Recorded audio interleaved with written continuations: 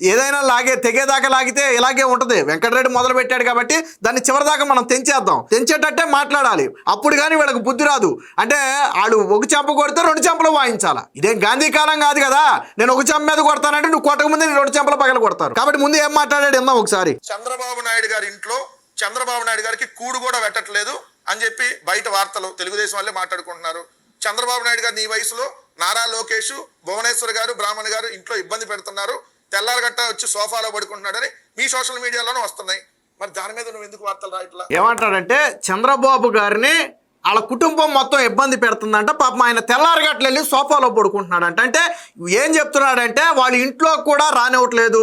నారా లోకేష్, బ్రాహ్మణి, భువనేశ్వర్ గారు వీళ్ళు ముగ్గురు కలిసి చంద్రబాబు గారిని ఇంట్లోకి రానివ్వట్లేదు అని చెప్పి సోషల్ మీడియాలో మాట్లాడుకుంటున్నారు అన్నాడు. ఆ నీతి జాతి లేని సోషల్ మీడియాలో అలా రాసిన నీతి జాతి లేని ఎవడో చెప్పు, ఇదిగో పలానా సోషల్ మీడియాలో వచ్చింది, ఇదిగో పలానా వ్యక్తి వచ్చి రాశాడు, లేదా పలానా ఆర్టికల్లో వచ్చింది, ఏది చూపించు, ఒక ఆధారం చూపించు.